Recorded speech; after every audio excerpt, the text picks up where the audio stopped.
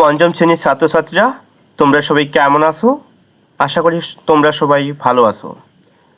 আজকে আলোচনা করব তোমাদের ইংরেজি বিষয়ের বৃত্তি পরীক্ষার জন্য একটি গুরুত্বপূর্ণ টপিক, সেটা হচ্ছে রাইট ফ্রম ভার্ব। কিভাবে আমরা বৃত্তি পরীক্ষায় আসা রাইট ফ্রম ভার্বগুলো সবগুলো সঠিকভাবে কারেক্ট করতে পারি তা নিয়ে আমি তোমাদের জন্য 12টি রুলস তৈরি করেছি। এই 12টি রুলস দিয়ে আমরা সব রাইট ফ্রম ভার্ব সমাধান করব। সেই রাইট ফ্রম ভার্বটা যতই কঠিন হোক না কেন, এই 12টা রুলস তুমি যদি সঠিকভাবে মনে রাখতে পারো এবং তোমার আয়ত্তে নিয়ে আসতে পারো, তাহলে তোমার আর রাইট ফ্রম ভার্ব নিয়ে কোনো চিন্তা করতে হবে না। আর একটি কথা, তোমরা যারা এখনও আমার ইউটিউব চ্যানেলে যুক্ত হয়ে যাওনি, অবশ্যই তোমরা সেখানে যুক্ত হয়ে যাবা, কারণ সেখানে আমি এখন থেকে ভিডিও আপলোড করব তোমাদের বৃত্তি পরীক্ষা নিয়ে, তাই তোমরা সেখানে যুক্ত হয়ে যাবা। চলো এখন আমরা শুরু করি। প্রথম রুলসে দেওয়া আছে সাবজেক্ট যদি third person singular number. Subject third person singular number. প্রথমে আমাদের বুঝতে হবে যে সাবজেক্ট কোথায় থাকে। সাবজেক্ট থাকে প্রথমেই, বাক্যের শুরুতে থাকবে সাবজেক্ট। তারপর এখানে বলা হয়েছে সাবজেক্টটা যদি থার্ড পারসন সিঙ্গুলার নাম্বার হয়। থার্ড পারসন কোনগুলো? He, she, it, any, name. যেমনটা এখানে দেওয়া আছে, he, she, it, any, name. Any name বলতে কি বোঝায়? যে কোনো নাম। আর সিঙ্গুলার হচ্ছে এক বচন। যদি থার্ড পারসন সিঙ্গুলার নাম্বার হয় অর্থাৎ এক বচন হয়, তাহলে ভার্বের সাথে আমরা অ্যাস অথবা ইএস যুক্ত করব। অন্য কোনো সাবজেক্ট হিসেবে থাকলে ভার্বের কোনো পরিবর্তন হবে না।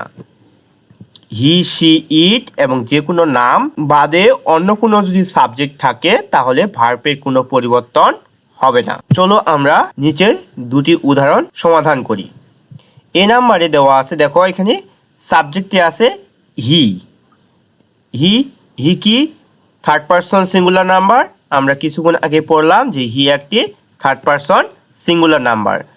যদি subject third person singular number হয় তাহলে কি হয়? ভার্বের সাথে অ্যাস অথবা ইএস যুক্ত হয়। তাহলে এখানে আমাদের ব্র্যাকেটে ভার্ব দেওয়া আছে গো। তার মানে কি, এখানে সাবজেক্ট হি হচ্ছে থার্ড পারসন সিঙ্গুলার নাম্বার, তাই গো এর সাথে আমরা কি যুক্ত করব? ইএস যুক্ত করব। তাহলে এখানে উত্তরটা দেখো দেওয়া আছে, এখানে অ্যান্সার গোস। তাহলে he goes to school. B number আরেকটা উদাহরণ দেখি। এখানে দেওয়া আছে রিনা। রিনা একটি কি? নাম। আমরা জানি যে নাম যদি হয়ে থাকে তাহলে সেটা হবে থার্ড পারসন সিঙ্গুলার নাম্বার। রিনা একটি নাম। অ্যান্ড অমর, এখানে দুটি নাম দেওয়া আছে, তাহলে একের অধিক হলে সেটা কি হবে? বহুবচন হয়ে যাবে। তাই আমাদের এখানে বলা হয়েছে যে সাবজেক্টটা থার্ড পারসন হইতে হবে, আবার এক বচন হইতে হবে। এখানে সাবজেক্ট থার্ড পারসন কিন্তু বহুবচন অর্থাৎ প্লুরাল নাম্বার হয়ে গেছে। তাহলে আমরা কি জানি যে অন্য কোনো সাবজেক্ট হিসেবে থাকলে ভার্বের কোনো পরিবর্তন হবে না। তাহলে এখানে কি আছে? ব্র্যাকেটে দেওয়া আছে প্লেই। তার মানে এখানে প্লের কোনো পরিবর্তন হবে না, অ্যান্সার হবে প্লেই। রুলস নাম্বার 2 কি দেওয়া আছে এখানে দেখো। প্রথমে দেওয়া আছে বি ভার্ব। বি আমরা ব্র্যাকেটে দেখতে পাবো যে বি লেখা থাকবে। বি যদি লেখা থাকে তাহলে কি কি ভার্ব আমরা ব্যবহার করতে পারি?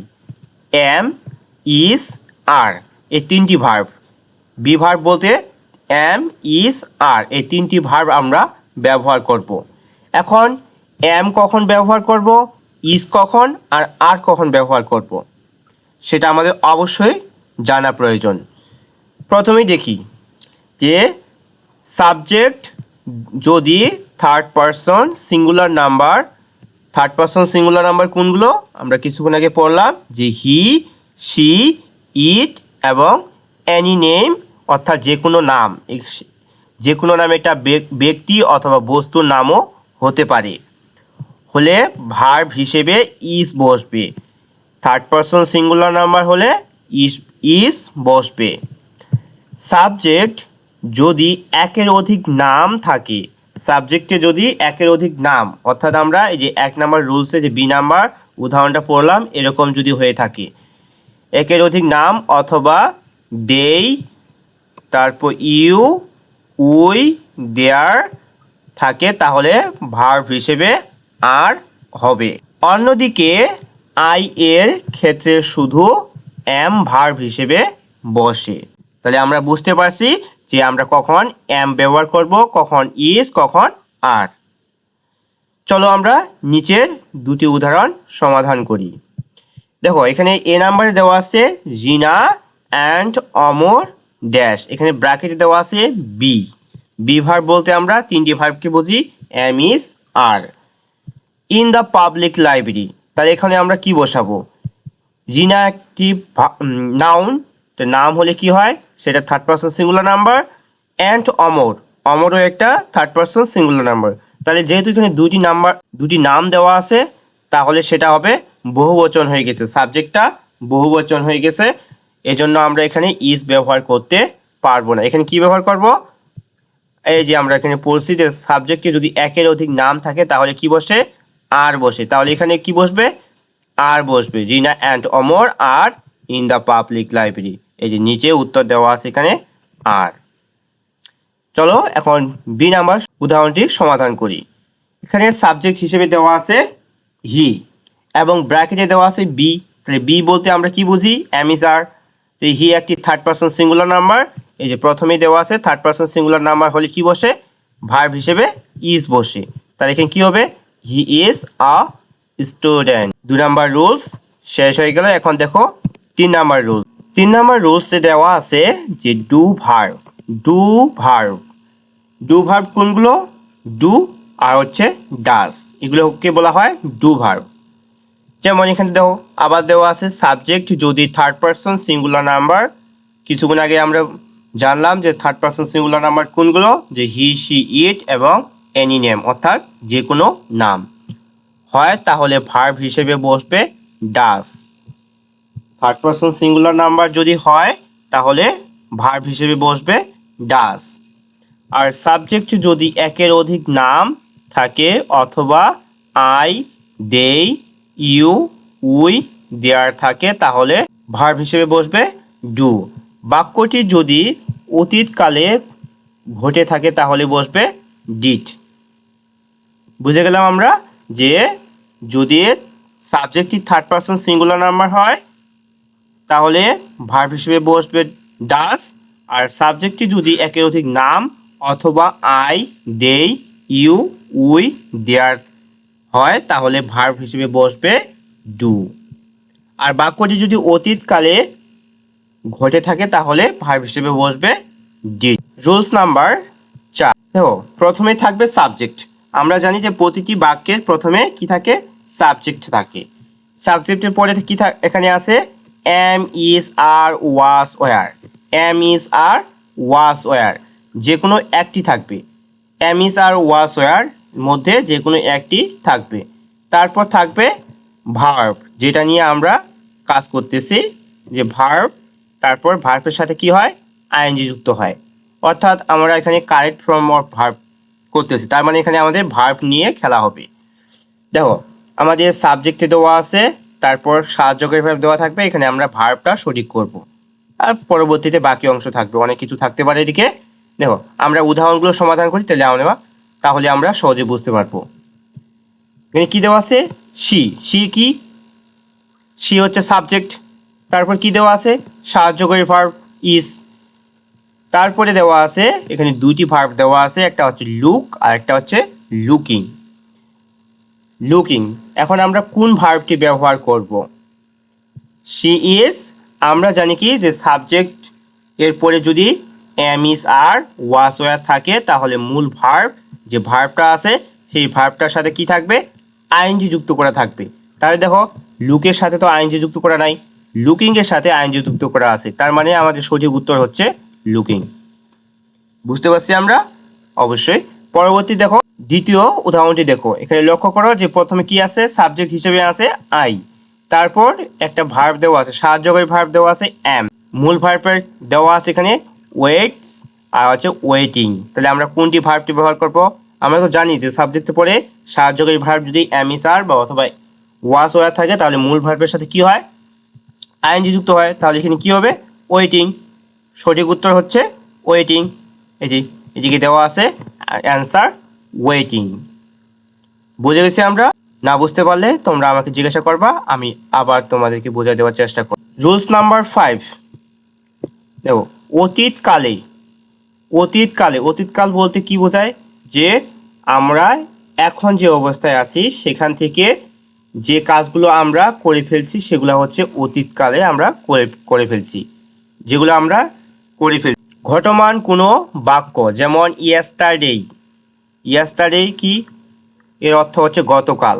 Last month, last week, last day, last year ইত্যাদি শব্দ থাকে, তাহলে এর গঠন হবে, প্রথমে থাকবে সাবজেক্ট, তারপর থাকবে ভার্বের পাস্ট ফর্ম, তারপর বাকি অংশ।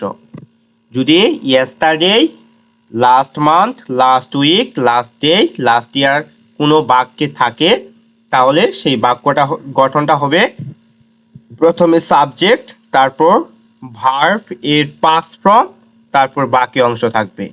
চলো আমরা নিচে একটা উদাহরণ সমাধান করি। এখানে বাক্যের সাবজেক্ট হিসেবে দেওয়া আছে আই এবং ব্র্যাকেটে ভার্ব হিসেবে দেওয়া আছে গো টু স্কুল ইয়েস্টারডে। আমরা জানি যে কোনো বাক্যে যদি ইয়েস্টারডে শব্দটি থাকে তাহলে সেই বাক্যটি প্রথমে সাবজেক্ট থাকবে, তারপর ভার্ব, যে ভার্বটা থাকবে সেটার পাস্ট ফর্ম হবে, পাস্ট ফর্ম। এখানে গো এর, এটা গো হচ্ছে প্রেজেন্ট ফর্ম, গো এর পাস্ট ফর্ম হচ্ছে ওয়েন্ট, তার মানে এখানে হবে ওয়েন্ট। সঠিক উত্তর হবে ওয়েন্ট। সমাধান হয়ে গেল। তার মানে কি, এই নিয়মটা আমাদের সমাধান করতে গেলে ভার্বের 3টি যে ফর্ম দেওয়া আছে সেইগুলো আমাদের জানতে হবে। অবশ্যই তোমরা যে কোনো গ্রামার বই থেকে সেগুলো সংগ্রহ করে নিবা, আর তোমাদের যদি প্রয়োজন হয় তাহলে আমাকে কমেন্ট করে জানাবা, আমি তোমাদেরকে সেগুলো পাঠিয়ে দেব। এখন দেখি রুলস নাম্বার 6। রুলস নাম্বার 6 দেওয়া আছে যে সাবজেক্ট, এরপরে থাকবে হ্যাভ, হ্যাজ, হ্যাড, এরপরে ভার্বটি হবে পাস্ট পার্টিসিপল। যে একটি সেন্টেন্স হবে, সেন্টেন্স বা বাক্য, যেটার প্রথমে থাকবে সাবজেক্ট, তারপর হ্যাভ, হ্যাজ অথবা হ্যাড, যে কোনো একটি থাকবে, এরপরে যে ভার্বটি থাকবে সেটার পাস্ট পার্টিসিপল ফর্ম হবে। যেমন নিচে একটা উদাহরণ দেওয়া আছে যে প্রথমে সাবজেক্ট হিসেবে আছে হি, তারপর হ্যাভ, হ্যাজ, হ্যাড এর মধ্যে 3টির মধ্যে আছে হ্যাজ, এরপরে যে ব্র্যাকেটে যে ভার্বটা দেওয়া আছে সেই ভার্বটির কি হবে, পাস্ট পার্টিসিপল ফর্ম। আমি কিছুক্ষণ আগে বললাম যে এই উদাহরণগুলো বা এই নিয়মগুলো জানার জন্য, সমাধান করার জন্য আমাদের কি করতে হবে, ভার্বের যে 3টি ফর্ম আছে সেগুলো আমাদের জানতে হবে। দ্য ওয়ার্ক, তাহলে এখন দেখো এখানে সাবজেক্ট আছে হি, তারপর সাহায্যকারী ভার্ব আছে হ্যাজ, তারপরে যে ভার্বটি আছে সেটার আমরা কি করব, পাস্ট পার্টিসিপল করব। এখানে ভার্বের প্রেজেন্ট ফর্ম দেওয়া আছে, যেমন ডু এর প্রেজেন্ট ফর্ম এখানে দেওয়া আছে, তাহলে এখন ডু এর পাস্ট ফর্ম কি হবে, ডু এর পাস্ট পার্টিসিপল ফর্ম হবে ডান। এই যে সাইটে উত্তর দেওয়া আছে ডান।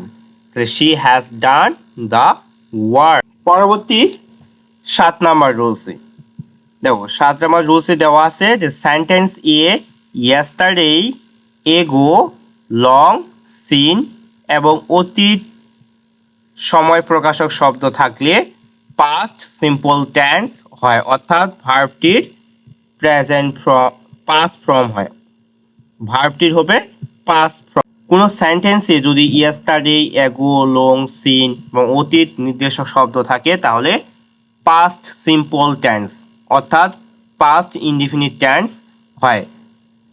যেমন দেখো এখানে দেওয়া আছে সাবজেক্ট হিসেবে দেওয়া আছে হি, তারপর এখানে ব্র্যাকেটে ভার্ব হিসেবে দেওয়া আছে go to the market yesterday. আমরা জানি যে ইয়েস্টারডে যদি কোনো ইয়েস্টারডে যদি কোনো বাক্যে থাকে তাহলে সেই বাক্যটি হবে পাস্ট ইনডিফিনিট টেন্স অর্থাৎ past simple tense. Past indefinite টেন্সের গঠন কি, প্রথমে সাবজেক্ট থাকবে, তারপর মূল ভার্বের পাস্ট ফর্ম। তাই গো এখানে কি, গো এর প্রেজেন্ট ফর্ম গো, তাই গো এর পাস্ট ফর্ম কি হবে, গো এর পাস্ট ফর্ম হচ্ছে ওয়েন্ট। তো এখানে সঠিক উত্তর হবে ওয়েন্ট। বোঝা গেছে? ঠিক আছে, দেখো এর পরবর্তী রুলস নাম্বার 8। এখানে বলা আছে যে বাক্যে সিন্স বা ফর এবং সময়ে উল্লেখ থাকলে প্রেজেন্ট পারফেক্ট কন্টিনিউয়াস টেন্স হয়। প্রেজেন্ট পারফেক্ট কন্টিনিউয়াস টেন্স হয়, অর্থাৎ যে প্রথমে সাবজেক্ট থাকবে, তারপরে হ্যাভ বিন অথবা হ্যাজ বিন, তারপর ভার্ব এর সাথে আইএনজি ফর্ম। অর্থাৎ আইএনজি ফর্ম বলতে কি বোঝায়, যে ভার্বটার সাথে আইএনজি যুক্ত হবে। প্রথমে সাবজেক্ট থাকবে, তারপরে হ্যাভ বিন অথবা হ্যাজ বিন, তারপর মূল যে ভার্বটা আছে তার সেটার সাথে কি হবে, আইএনজি যুক্ত হবে। যে বাক্যে কিভাবে চিনবো আমরা, বাক্যে সিন্স বা ফর থাকবে অথবা সময় উল্লেখ করা থাকবে। যেমন নিচে একটি বাক্য দেওয়া আছে যে দা বয় কি, এখানে দা বয় হচ্ছে সাবজেক্ট, সাবজেক্টের পরে এখানে দেখো তারপর কি বসে, দেখো কিভাবে বুঝবো যে এখানে আমরা হ্যাভ বিন অথবা হ্যাজ বিন ব্যবহার করব এবং ভার্বের সাথে আইএনজি যুক্ত করব।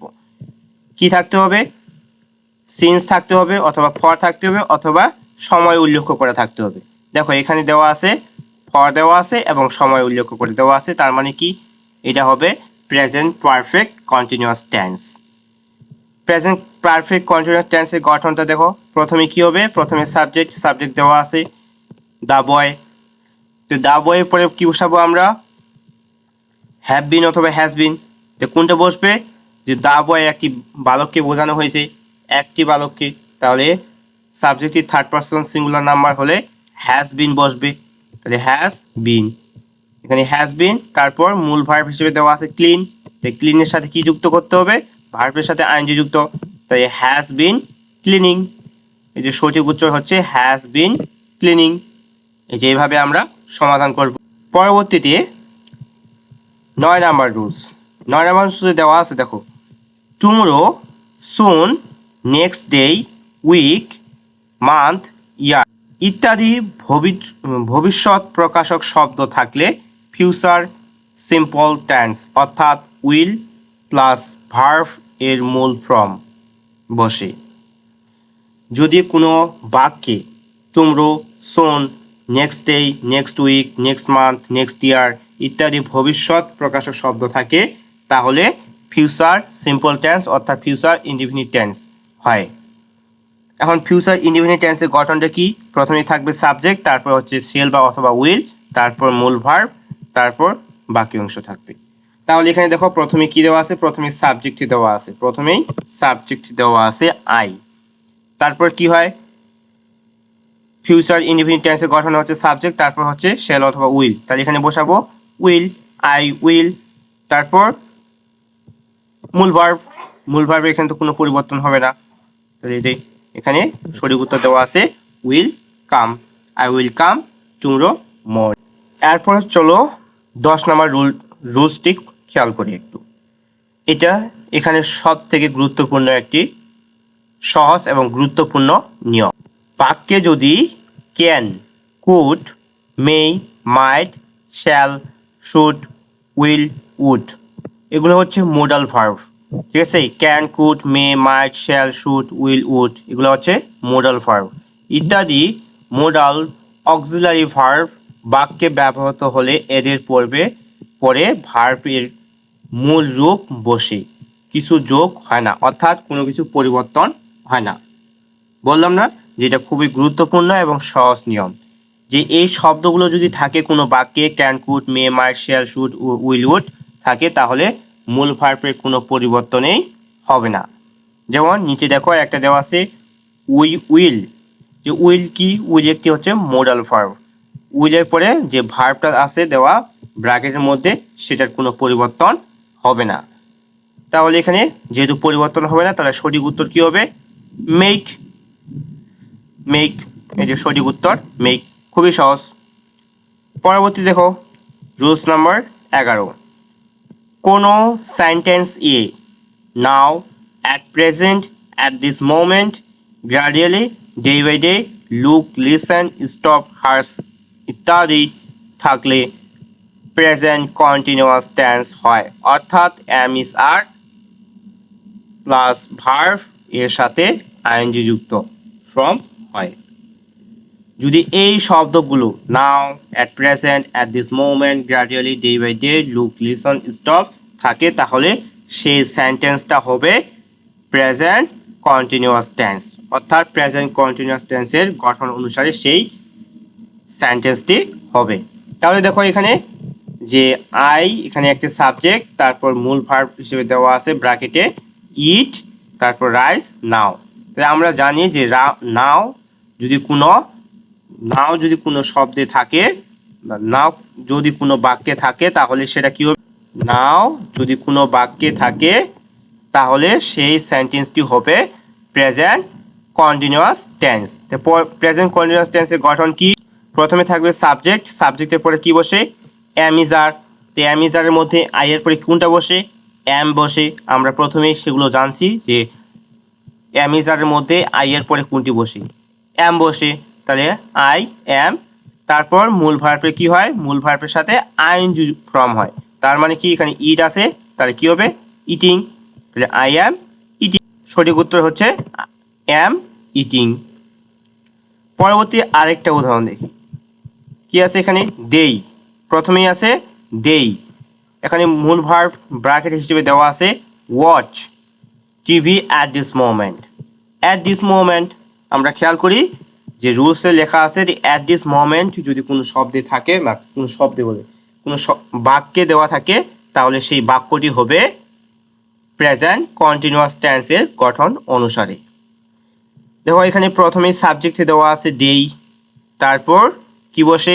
প্রেজেন্ট কন্টিনিউয়াস টেন্সে সাহায্যকারী ভার্ব বসে এম ইজ আর, যে কোনো একটি বসবে। তাহলে দেই এর পরে কোনটা বসবে? দেই কি?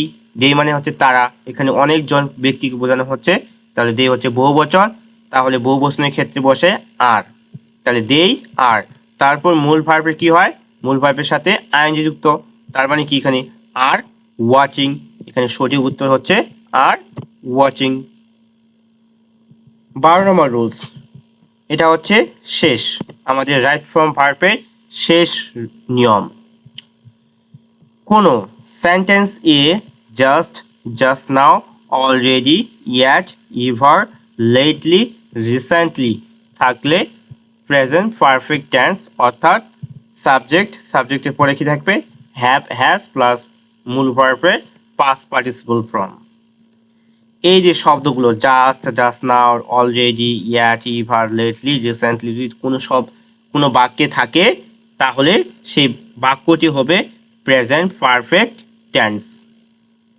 প্রেজেন্ট পারফেক্ট টেন্সের গঠনটা কি?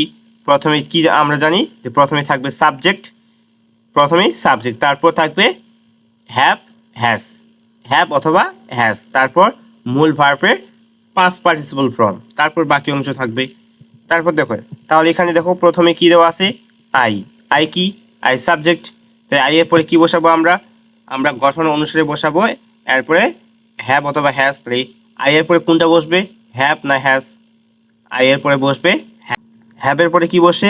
মূল ভার্বের পাস্ট পার্টিসিপল ফর্ম। এখানে প্রেজেন্ট ফর্ম দেওয়া আছে মূল ভার্বের সিন, তাই সিন এর পাস্ট পার্টিসিপল ফর্ম হবে। তাহলে এখানে দেখো সঠিক উত্তর হচ্ছে হ্যাভ। পরবর্তী আরেকটা উদাহরণ যে দেওয়া আছে, দেখো প্রথমে সাবজেক্ট দেওয়া আছে হি। হি কি?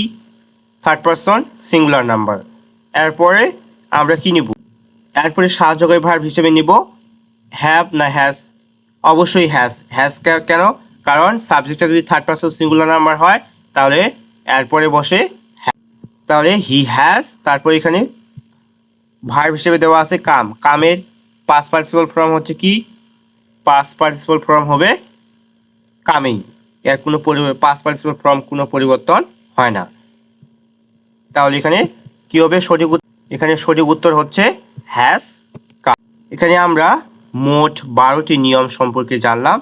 তোমরা যদি এই 12টি নিয়ম সঠিকভাবে নিজের আয়ত্তে রাখতে পারো এবং প্রতিনিয়ত তোমরা এগুলো প্র্যাকটিস করো, এই নিয়মগুলো সামনে রেখে তোমরা যদি প্র্যাকটিস করার চেষ্টা করো, তাহলে অবশ্যই তোমরা রাইট ফ্রম ভার্ব পারবে এবং কোনো সমস্যা থাকবে না। যদিও কোনো সমস্যা থাকে তোমরা আমাকে জানাতে পারো। আমি তোমাদের সেই রাইট ফ্রম ভার্বের সমস্যা সমাধান করার চেষ্টা করব। ধন্যবাদ সবাইকে।